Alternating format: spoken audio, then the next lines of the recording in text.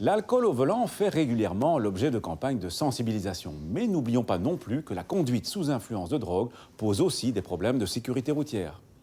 Alors bien sûr, les drogues qui circulent actuellement en Belgique peuvent avoir des conséquences sur la conduite automobile.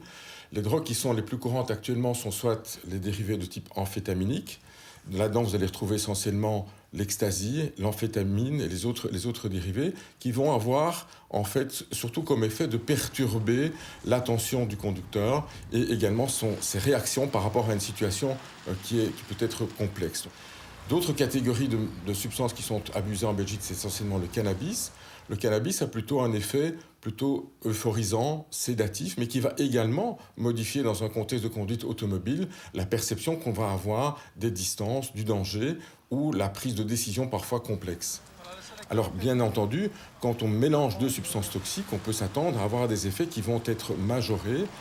Beaucoup de consommateurs ont tendance à consommer à la fois du cannabis, pas forcément à haute dose, et de l'alcool, pas forcément à haute dose également, mais les deux vont avoir des effets qui vont s'additionner ou même voire encore être plus importants, avec alors davantage de problèmes par rapport à la conduite automobile.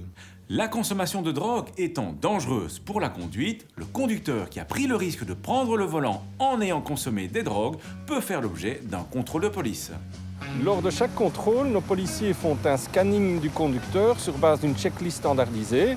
Si cette checklist s'avère positive, ils vont alors procéder à un test salivaire. Une fois que le test salivaire est positif lui aussi, ils vont alors faire appel à un médecin qui viendra pour exécuter une prise de sang. Vous voyez, on a les 3 lignes de contrôle, pour le reste plus rien, donc c'est bon. On peut rappeler que les sanctions sont assez lourdes. 2 types de sanctions sont prévues. Tout d'abord, un retrait immédiat du permis de conduire pour 15 jours et ensuite une amende qui peut s'élever de 1 200 à 12 000 euros. Conduire sous influence, que ce soit d'alcool, de drogue ou de certains médicaments nocifs pour la santé, est une forme d'inconscience criminelle.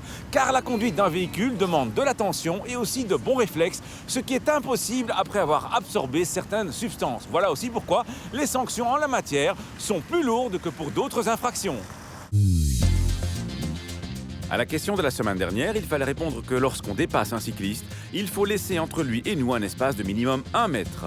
À gagner cette semaine, une boîte cadeau Kinépolis avec 2 tickets de cinéma et un voucher Food and Drinks. La question, l'amende minimale pour une conduite sous influence de drogue est de 110, 1200 ou 2000 euros. Soit vous téléphonez au 0905 56 493, soit vous envoyez un SMS au 6020 en tapant contact 1, 2 ou 3 et vos coordonnées complètes. Quelle aide peut espérer une victime d'accident en région wallonne ?